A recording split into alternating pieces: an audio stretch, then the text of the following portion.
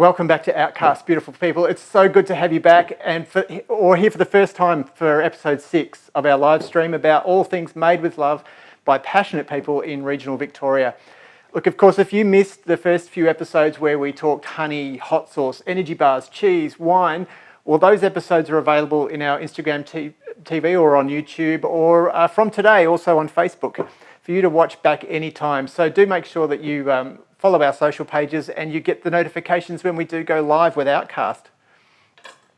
So I'd like to thank everybody who's gone on from watching those episodes to purchase, because it's been an amazing thing for our local producers to get involved in selling directly to you people in Metro Melbourne or to people in other parts of regional Victoria who are currently enjoying a little bit of a freer life than perhaps those of us who are a little bit locked down are. Well, today it's my very, very great pleasure on Outcast to welcome Tim Bone. Tim, it's really good to see you.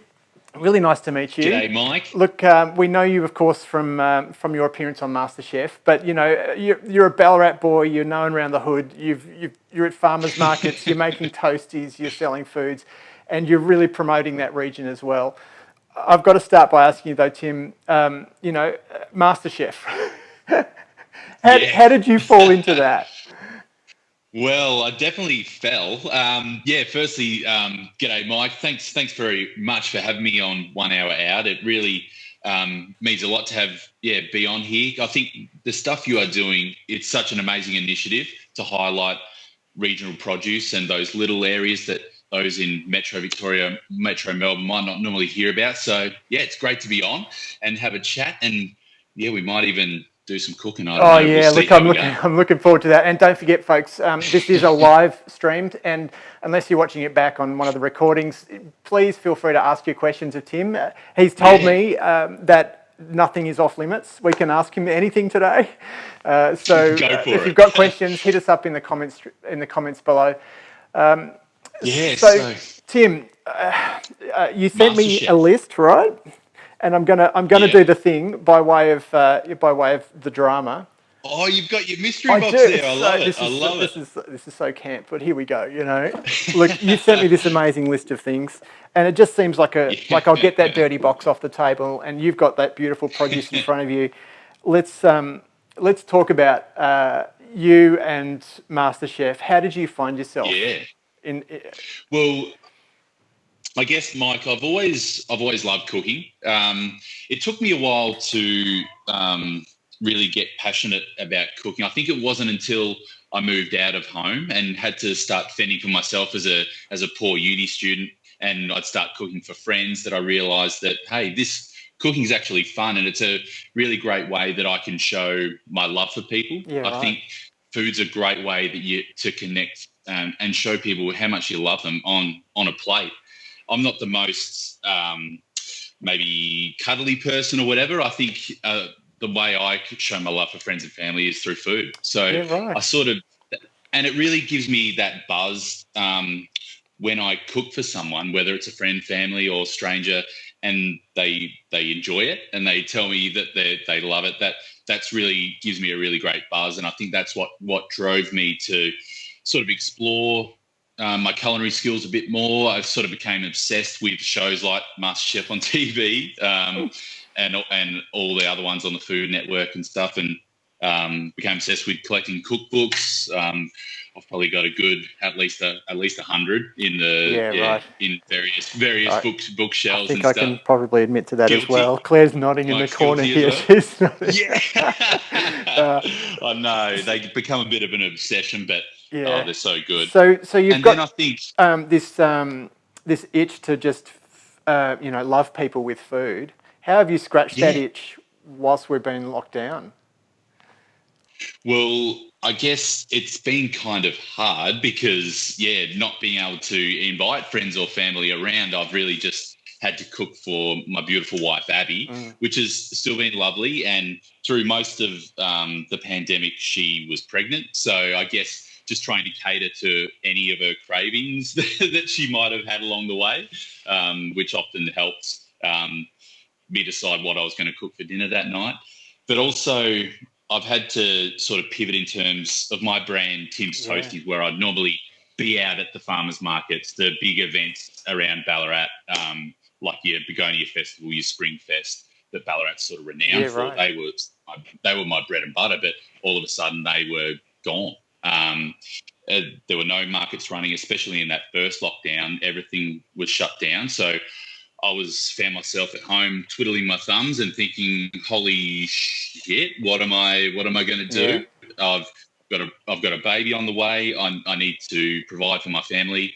But everything was sort of thrown out the window. So I had to get a little bit creative in terms of how I was going to get my product out to the beautiful people of Ballarat. So I was very fortunate. The owner of a pizza place in Ballarat called The Forge, they do beautiful wood-fired oven pizzas. They pivoted their business and started a pop-up gourmet grocery store in the shop next door to theirs, which was their event space.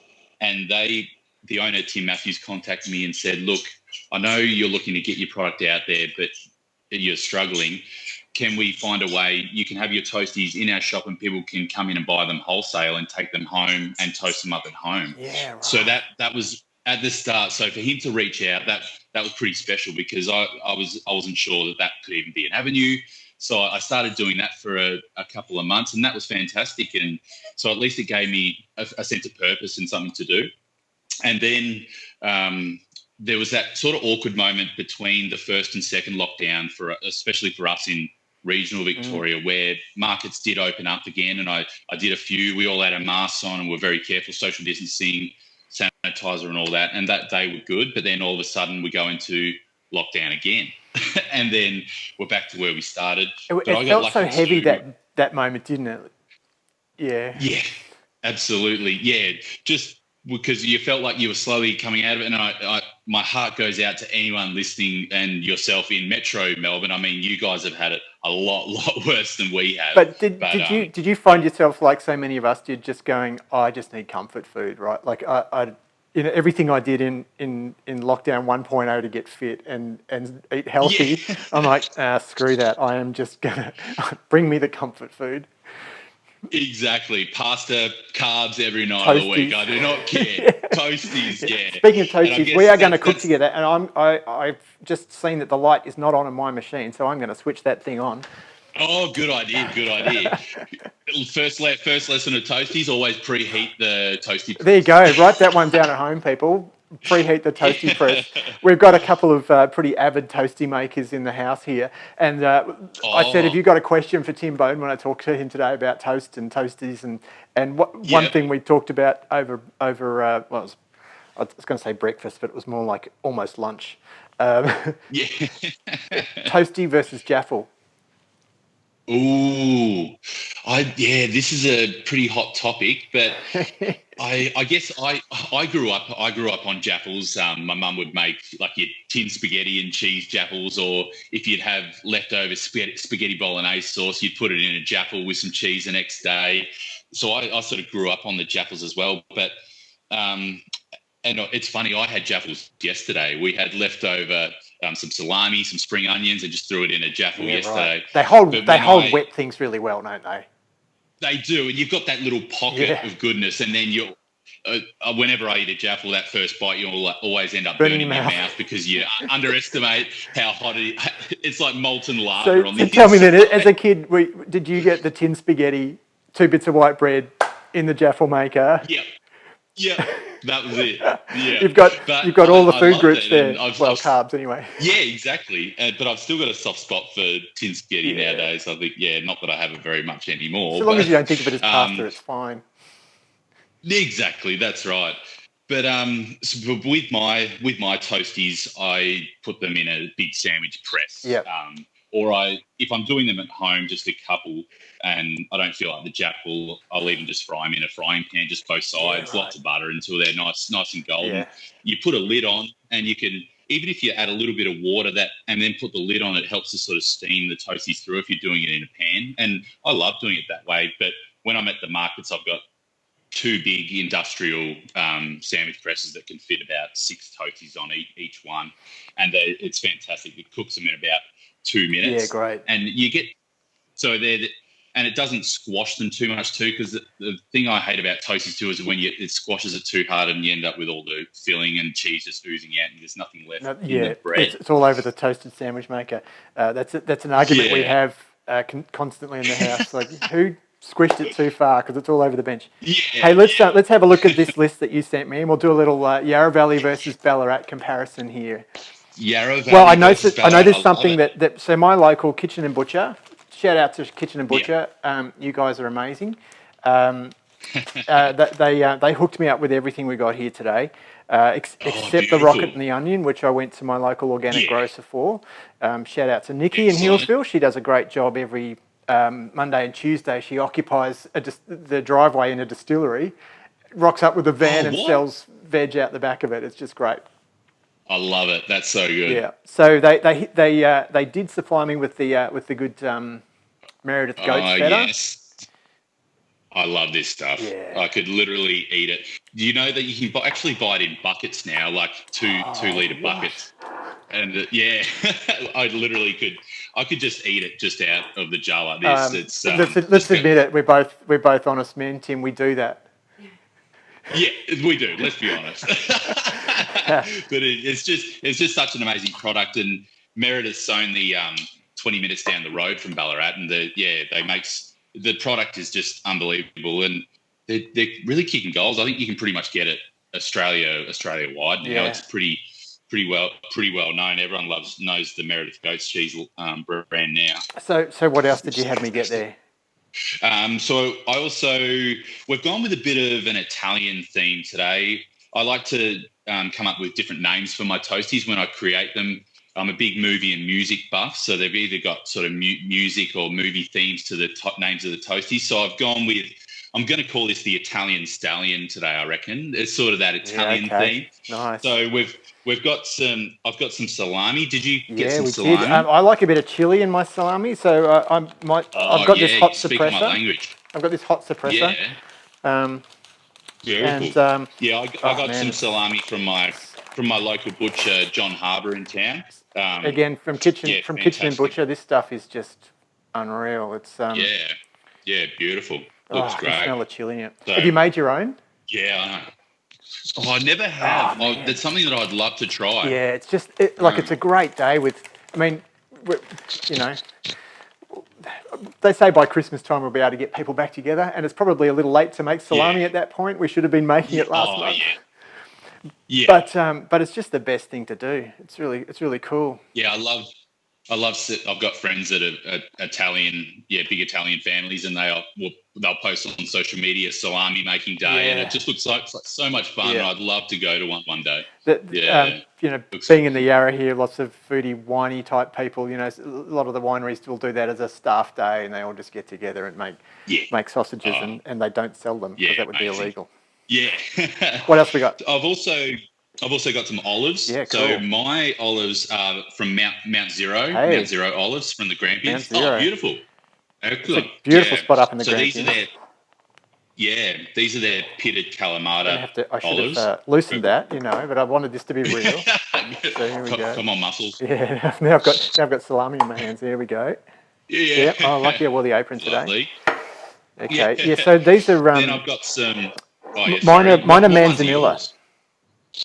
Oh, beautiful. I'll have to pit those when we use them. But I did have some calamatas from them as well. But that's good.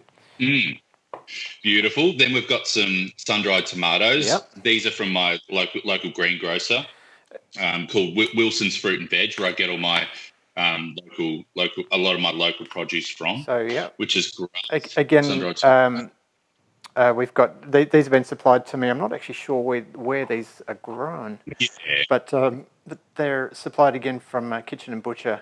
There you go, from Morty Alec. Oh, nice. So there we go. Lovely. I got my rocket or arugula.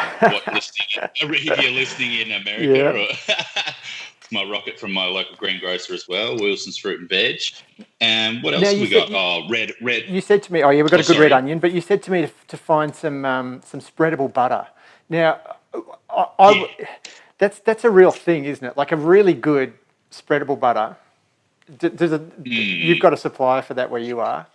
I've just got a great butter. Well, Oh and I've yeah, left it at well, room temp. at the end of the day, if it's a great butter and it's soft, Yep. it becomes spreadable. So that's at the end of the day, that's all that matters. But when I don't use these guys at the market, because when I'm making hundreds of toasties, this the product might get a bit expensive to use. But when I'm just doing toasties for friends, I use Lardas cultured butter. Yeah, They're right. from Ocean Grove. Great name, It is the Lardas, best. and they've got some different flavors. Like they do a garlic infused butter, and my favorite ones. They're fennel seed infused butter, which is amazing.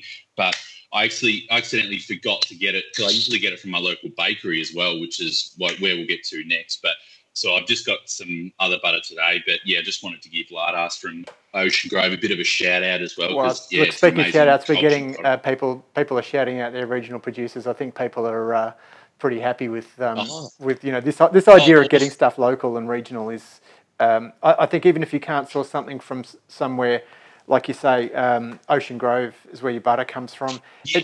A really good chef once said to me, when I said, "Oh, have you got a garden? Are you growing your herbs?" He said, "No, but the guy who lives 2 k's up the road grows the best herbs ever. Why would I? I can't match that."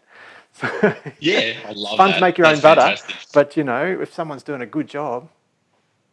Oh, exactly right. Yeah. It's the same with my bread. Like I'd love to make my own sourdough, but when this bakery that I use does the most amazing job, well, yeah, let's let the professionals do it. Well, Hey? so my sourdough, speaking of it, my sourdough comes from Fruition here in Yarra Valley. Lyndall makes a great sourdough. She's been doing it for ages. We have a few good sourdough makers here in the valley that we're blessed to have. Locavore down in Lilydale and Habitual in Healesville as well. So today I got one from Lyndall because I like, for a toastie, it's not the holes are not quite as big as some of the big kind of active sourdough cultures that make those big bubbles. This one's a little more dense, which I like. Yeah. Because that could be a trouble sometimes with the big bubbles. Then all your filling's going to fall out the bubbles as well. We're thinking about it. We're thinking about it. Yeah. All right. Well, and there's one other thing here too. I got my bread. I've already sliced it, but it's a white sourdough from 1816 Bakehouse here in Ballarat. They've only been open a couple of years, or maybe even a year and a half, but beautiful artisanal bakery. They do some amazing pastries, and so I use their bread for all the markets and all my events. I don't think I could really use anything else now. It's once you've had bread like this, it's hard to go back to. You just can't go back. You just can't. You can't. Yeah. And for people who are, I think for people who are, say, a little bit wheat intolerant, but not, there's no great allergy there. It just does make people uncomfortable to eat a white bread.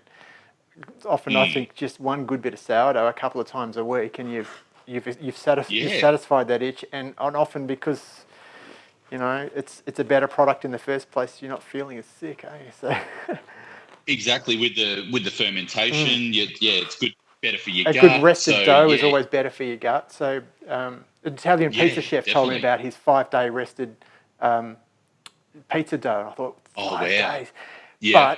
But honestly, into a 440-degree oven, and it puffed up like pastry. I'm like, that. And he's like, yep, that is the way it should be. Yeah. 5 days. That's amazing. Anyway. Yeah, that's great. So I'm going to try and cook along with you here, and try not to make a mess. They say, we're cooking together apart. That's the way they want us at the moment. So, let's see if I can make a meal of the right thing here. Yeah. So you've got your sliced sourdough there. So Abby and this will probably be our dinner tonight. But I guess the first key point as we're going along, if anyone's got any questions or anything, we can just keep the convo going. But I wanted to start probably, if we open it up, you just want to make sure that you've got the ears facing the right way. So when you make your sandwich, the bunny bread, upside down, or the bunny bread. Apparently, that's a fantastic sign of really great sourdough too. Is that bunny sort of shape, which is great. But I love a lot of people who I've said, "Oh, you've got the bunny bread," and they haven't seen it. And then when you do see it, you cannot unsee the fact that your bread is a rabbit. Yeah. Oh yeah. I believe we've got a question from Facebook over here, Tim. So I'll just. Are you doing virtual corporate Oh, people are asking if you would do some virtual corporate classes for private clients. I guess hit you up at your Oh, well, via direct yeah. message on your Instagram. Yeah, feel free to direct message me on Instagram. I have done a couple of, instead of or a few companies in Melbourne that are working from remote from home. They'll often do instead of their Friday night drinks over Zoom, they've hired me to run a cooking session Yeah, where right. everyone will go out and buy some ingredients like we're doing here, Yeah, and cool. they'll cook along with me. So I've done a few of those, and they're so much fun. So yeah, if anyone wants to reach out, hit me up on Instagram or Facebook, and yeah, we could organise something. It's good fun. I'm just fighting with this butter wrapping here. Let's see if I can get that out without again making a meal. I might actually start by slicing up some there red you onion, go. Mike, Yeah, just no before worries. Before you get too far. start building the toasties. Oh, see, everyone has their own order of operations for these things, and there's always arguments about what goes first. And yeah. I think with toasties, there's no right or wrong answer. I think that's the beautiful thing with toasties, and that's why I got into toasties. I just think there's something that's very childlike about toasties, and it does take you back to your childhood. And everyone loves a toastie. I don't think I've ever met anyone that says I don't like toasties. It's just one of those universal foods that everyone loves. Do you want to hear the story about how I decided to start Tim's Toasties? Oh, of course I do. Yeah. It's well, in 2015, my wife and I had a trip to New York, a holiday. We stayed in Manhattan in an Airbnb on the Lower East Side. It was a fantastic. How are you cutting your onions here, Tim? Holiday.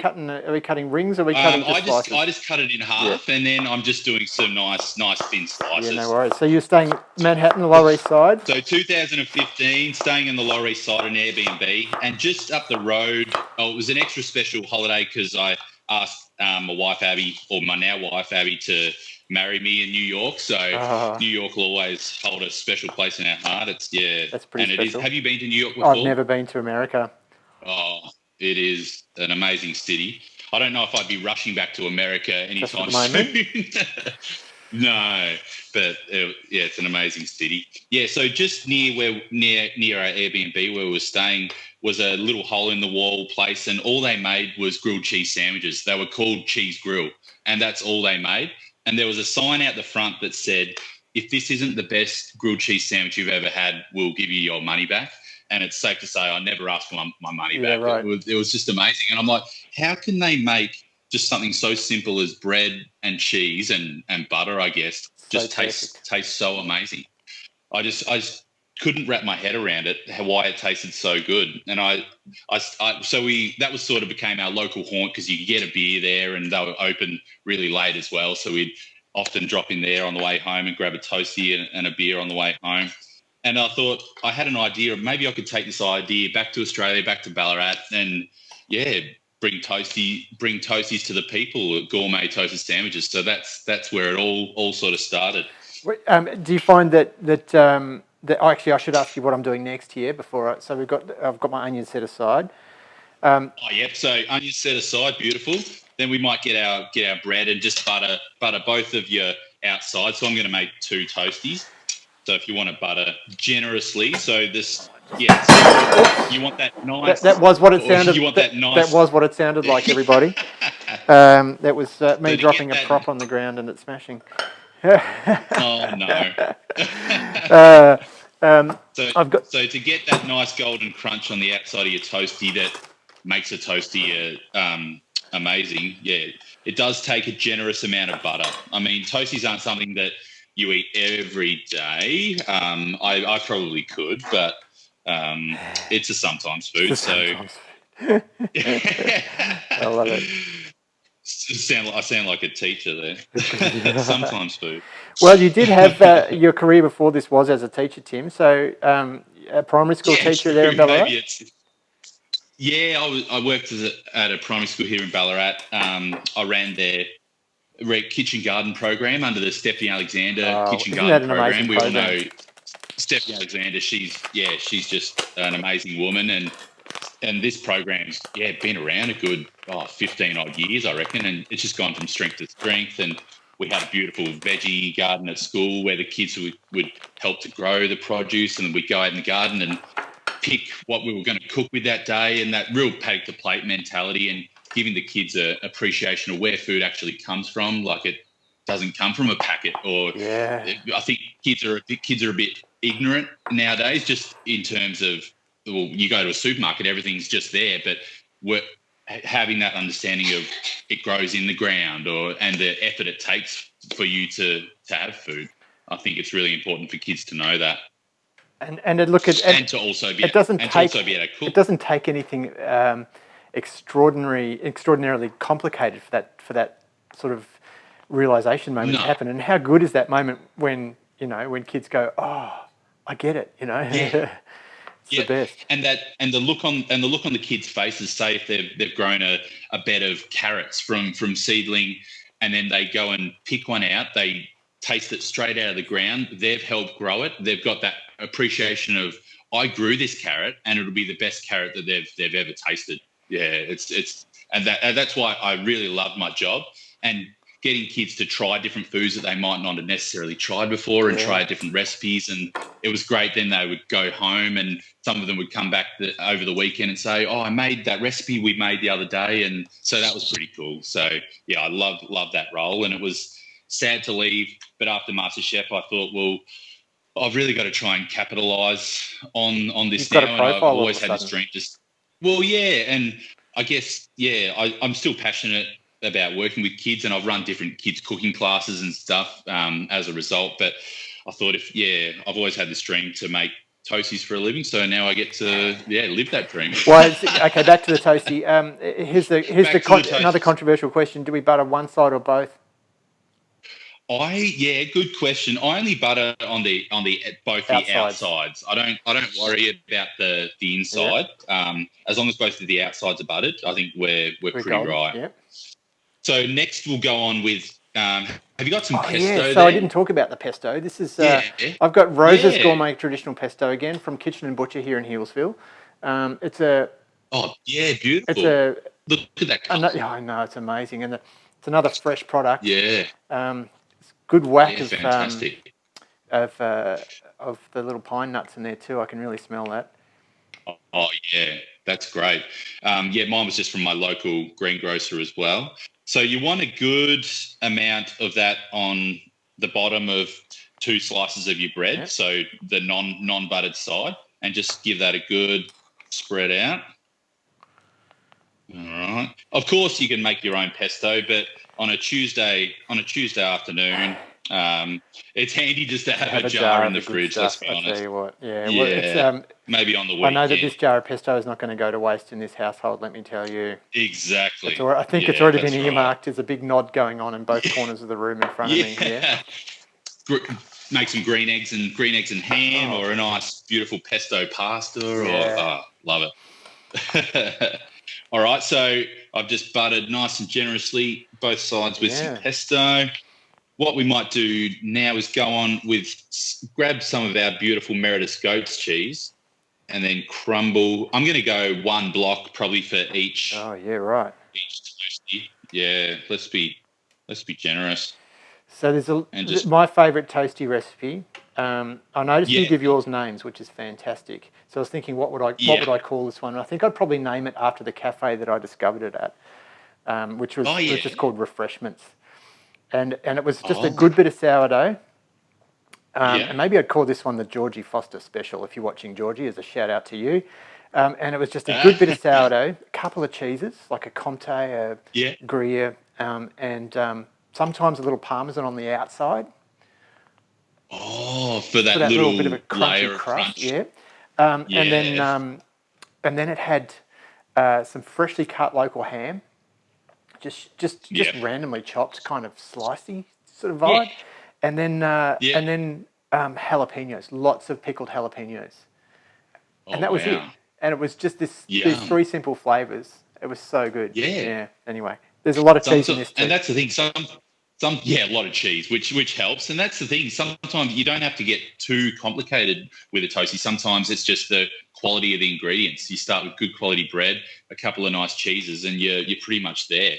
pretty much, well, the best-selling toastie that I have to do every weekend or there'll be riots is just my basic cheese toastie. Well, I call it cheesy like Sunday morning, which is just it's just my 4-blend cheese. So mozzarella, cheddar, Parmesan, and American cheese for that bit of tangy flavour. And that's my best seller. It's just my cheese sandwich, but people ask for it again and again. I think it's just that combination of great flavours. Simple sometimes can be better. I, of course, have got cheese all over my hands here, Tim, but are we going to push on? Yeah, beautiful. They're gesturing that I'm wearing a tea towel. Let's maybe go on with some of our rocket now. Yep. So just a nice amount of that on top of our goat's cheese. Yep. So then as the goat's cheese melts, that'll wilt get nice down a bit. And gooey. Yeah. And then we might go on with some of our sun-dried tomatoes, just a nice layer of sun-dried tomatoes on each side. There's no sort of exact amount, just whatever you feel like. Again, messy hands. Oh, that's what it's made for. That's right. And you can't make toasties with utensils. You've just got to use your two best tools in the kitchen and use your hands. And then if you've got some of your, after the sun-dried tomatoes, some of your thinly sliced red onion, I'm obsessed with onion in toasties. I think it just adds such a beautiful, beautiful flavour. And cheese and onions just an awesome combination. So yeah, it'll really add another dimension of flavour. So here's a question about onions for you then, red or white. Yeah. And what do they bring to the table for you in different situations? Well, now we're getting I guess. Yeah. Well, in terms of like brown onions, they're more for your cooking and stuff like that. But if I'm doing, I put a lot of I make a lot of caramelized onion for my different toasties. So I use brown onions for them and sweat them down, and then balsamic vinegar and brown sugar until they're nice and sticky and yum.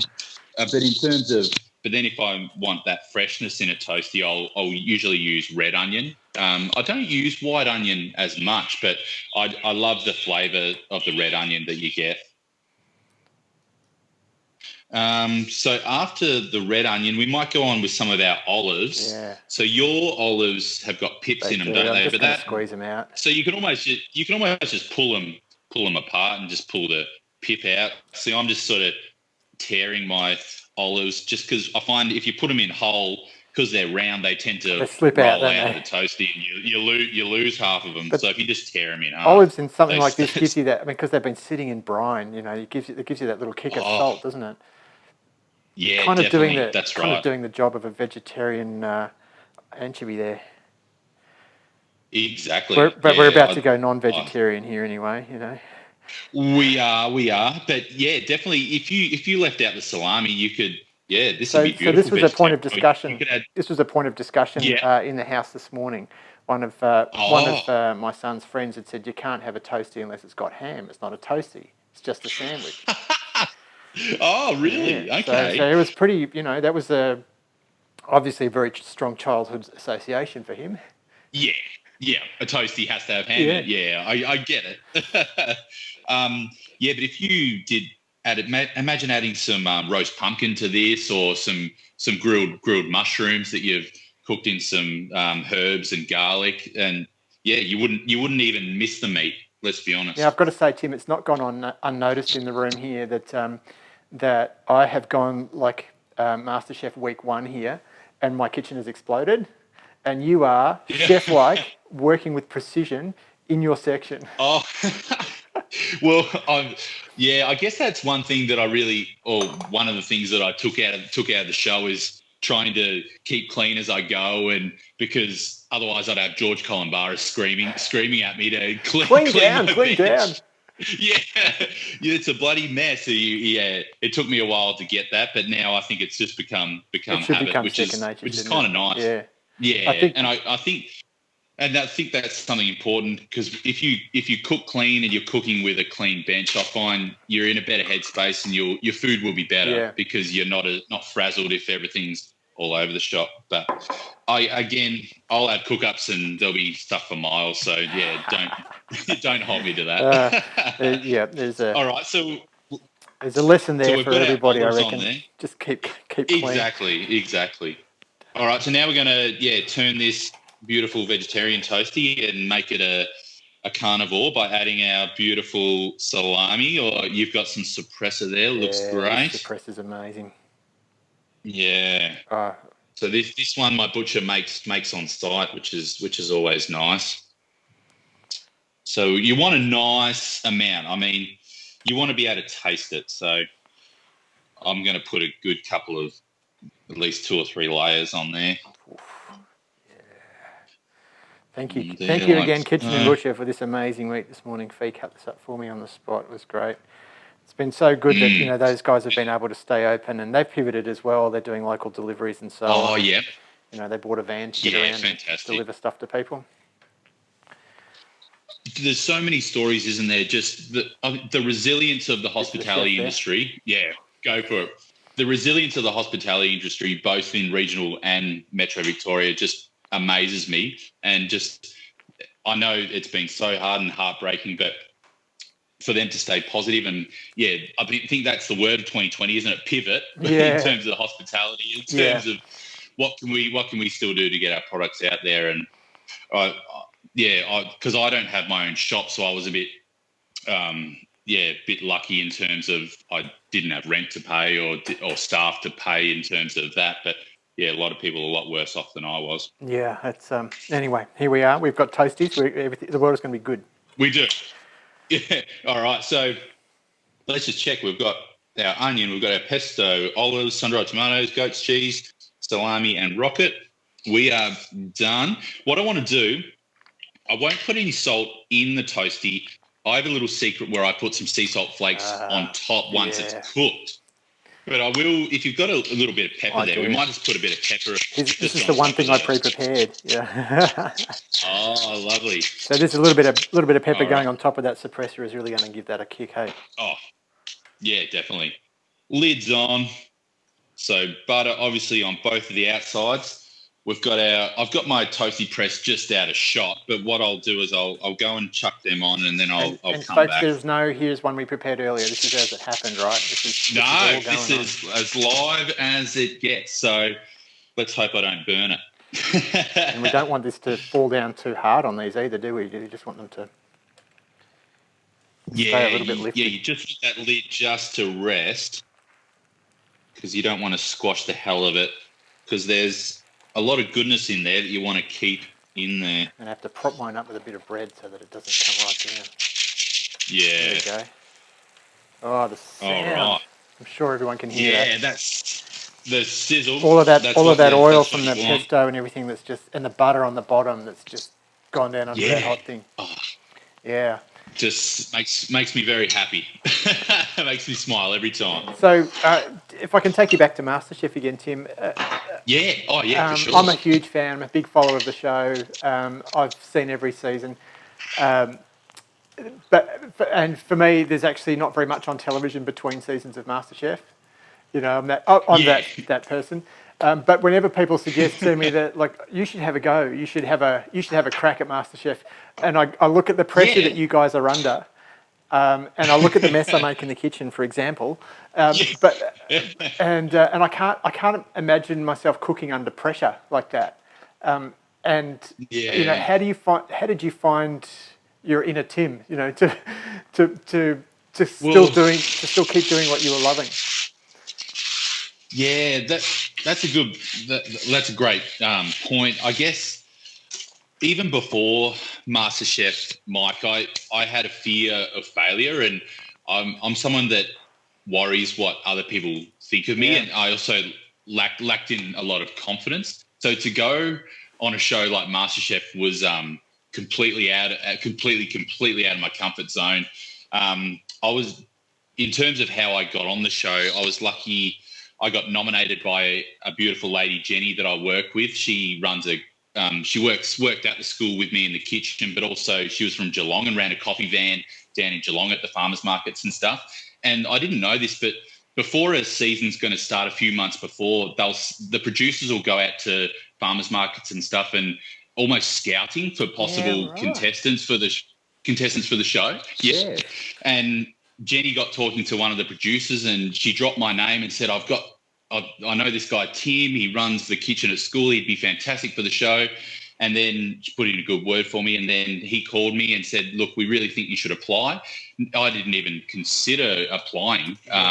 So it was that persuasion or getting dobbed in almost that made me apply in the first place. And then, sort of went through a lot of auditions, going down to Melbourne and trying out before you even meet the judges. From what people see in that first episode where you cook to see if you can get an apron, it's a big ordeal just to get to that point. I'm just going to check my toasties, Mike. Oh, geez, mine's looking good. I'm just going to give mine a flip because I find on mine the bottom always gets a bit hotter. Give that a flip, but they're looking great. So ended up getting an apron, top 24. So I thought, wow, even to get to that stage was beyond my wildest dreams. Going back to that confidence thing, I didn't think I was good enough. Yeah. I felt I was just waiting for that tap on the shoulder and say, mate, you're way out of your depth here. It's what are you doing? And so I guess I carried that for a little while. But one of the first challenges, or the first mystery box, or the first challenge, I ended up getting in the top 3, which was amazing. And it was cooking lamb cutlets. And then I got to go into the first immunity challenge where I had to cook along with Curtis Stone. Oh. So imagine like you the man under pressure. You're cooking. Yeah. You had to try and keep up with what he was cooking. And I ended up winning that challenge. I do remember and winning the first immunity. Yeah. And winning that first immunity pin. So I guess that was really helped in terms of my confidence to show that, hey, I do actually belong here and I can make it if I really put my mind to it. So that was really nice. And then I guess the pressure is just the day-to-day environment that you get used to, I suppose. Well, it was a very high pressure. I'm just taking my toasties off now because they're already done. Because that really high pressure environment. It was. I mean, people look back and they say, "Well, mate, you were just shooting a TV show, like you weren't doing heart surgery or something." But I think it was a combination of I was living down in Melbourne, away from Abby, away from friends and family. You're in this sort of pressure cooker environment where you're living in a house with 23 other people until people get eliminated. And our phones were locked away in a safe, so you weren't able just to pick up your phone and call home. You're only allowed a couple of sort of monitored phone calls a week. So lockdown's a doddle for you. Yeah. Well, I guess, it was definitely, training for this year. and then the days where we would film, those days would be 15-hour days, just a lot of, but what you saw on TV, once that clock started, there was no tricks or anything. You had to go, and there was no sort of tricks. People often ask me, "Oh, surely they just let you, if you're running out of time, they would just stop the clock and let you finish." But no. Once you had to go, there was no tricks or anything like that. So a lot of the time, and I was someone that ended up.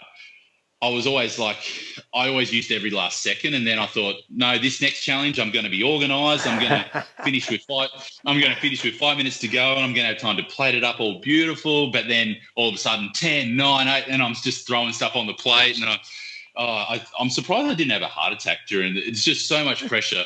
But at the same time, my journey was interesting because I actually got eliminated at 15th and had to go home. Yeah.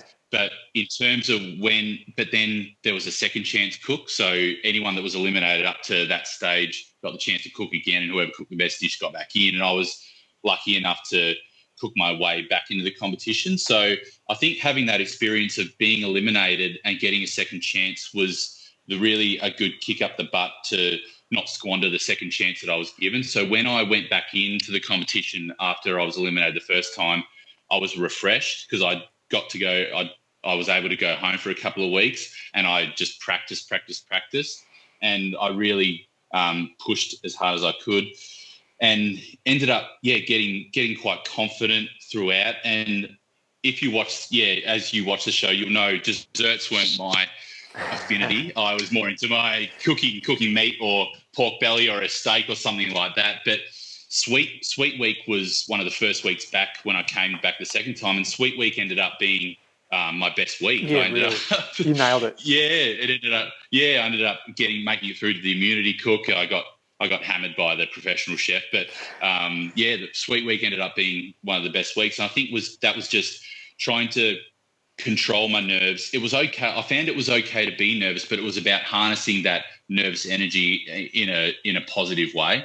And that's what I managed to do towards the end, where I tried not to get myself too overwhelmed, and ended up making the semi-finals in the end and finishing fourth. So I guess in terms of coming from not even considering applying for the show and not feeling that I was good enough to be a part of something as grand as MasterChef, and finishing fourth, it was pretty amazing. That's pretty cool. And you and Abby have recently added to your family, and that gives you there's another level of pressure and perspective, and it doesn't but everyone says the way you see the world changes when you have kids, and no one is ever wrong about that. It's just the way you see things is different for everybody. How's it been for you guys? How have things changed for you?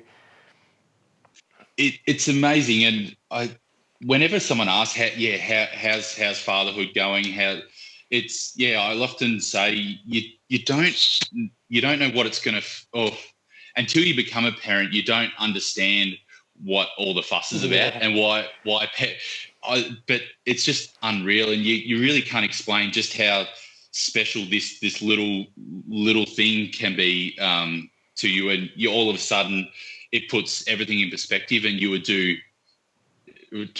anything for this, or in terms of me, my son Toby, and he's turning 7 weeks on Thursday, and it's just been the most amazing time. 7 weeks. It was. Hang on, let's bring. Oh, here we go. You want to see? Hey.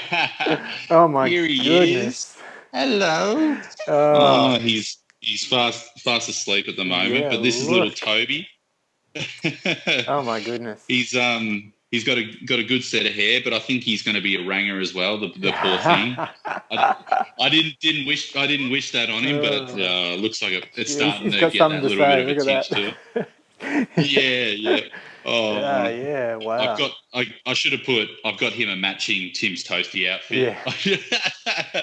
Which is great. Little chef. But it's been amazing, and it was a long journey for Abby and I. We had to go through IVF, so he's our extra special little miracle. Yeah. So it's just so nice that he's finally here, and we're a little bit tired, but we're just over the moon. Yeah. And it was a bit strange, because when he was born on August the 13th, even regional Victoria was still. Oh, hang on, I might just hand back to Mum. There you go. That was Toby, everyone. When he was born, we're in stage 3 restrictions, so only I was allowed at the hospital, and then when we got him home, we weren't allowed to have any visitors.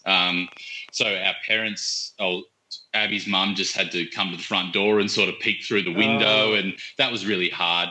But at the same time, it was nice sort of being in our little bubble for that first 4 weeks before we could have visitors, and getting that bit of a routine and just be in our little love bubble together. But my parents they're from Nil in Western Victoria, up near Horsham, so they were able to finally come down after our restrictions were eased a little bit. So that's been nice. They've been able to visit. But well, what a great thing! I actually had a note to talk to you about the easing of restrictions and the way that regional Victoria has just led the way. But you've absolutely filled that. I've got to see inside this. Yeah, how's yours looking? It's looking real. Man. Let's chop. So, listen to that crunch. That's what you want. Yes. Oh, there's going to be some happy people just over there right now.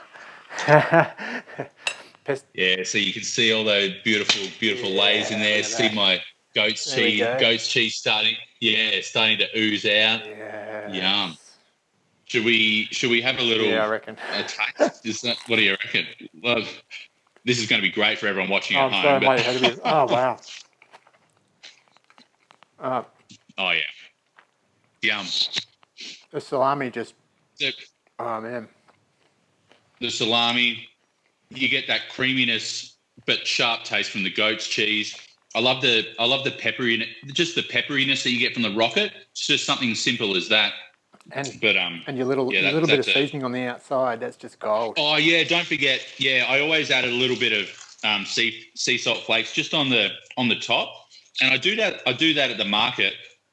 And a lot of people, so many people comment, they're like, that little bit of salt on the top really makes a difference. It just brings all the flavors out and just lifts it to another level. Wow. So that's another tip for those at home. Yeah, next time you make a toastie, a little bit of sea salt flakes on top, it really makes a difference. It makes a huge difference. Well, look, Tim, it's been such an absolute pleasure to have you on Outcast today. I've really enjoyed this cook-along, and I know there's a couple of people sitting right here who are itching to get into into this toastie here. And look, mate, I wish you all the best for Tim's Toasties and for getting back to farmers markets. When's your next one? This Saturday, yeah. So it's great. Back at the farmers markets now here in Ballarat. So it's the Bridge Mall market this Saturday. Yeah. I think it's supposed to be 24 and sunny this Saturday in Ballarat. So it should be a great day for everyone to be out and about. I think it's going to be crazy. Oh, well, you need to social media the heck out of that thing so Melburnians can go, oh, look, we're this close, 3 weeks, hopefully, maybe we'll see, But anyway, I know, yeah. I wish you Metro Melbourne folk all the best and hold on that little bit longer. I've got lots of friends down in Melbourne at the moment that are really at their wits' end, but just hold on. It's going to end. I promise. We're just going to stick together, and I would love to see you, Mike, and anyone else from Melbourne. Yeah, come for a drive when you can to Ballarat, and we've got so much to offer around the Ballarat area, not just a toastie, but beautiful bars and restaurants and producers. So yeah, definitely put Ballarat on your to-do list.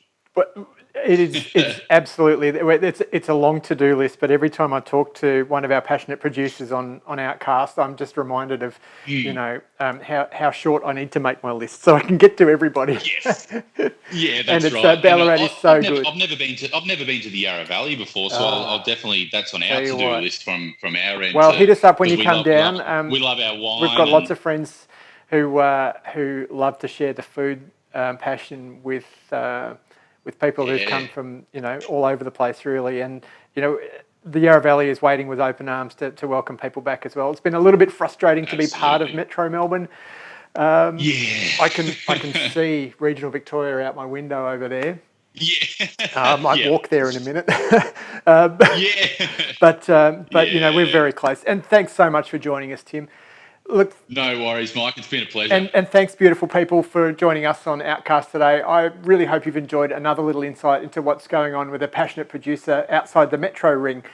Please make sure you like this video and follow our Instagram and Facebook pages for more updates from 1 hour out. And if there's someone that you think we should know about and feature on Outcast, please drop us a line from the contact link in our bio on Insta, or drop us a comment here on Facebook. We'd love to hear from you. See you next time with another passionate producer on Outcast.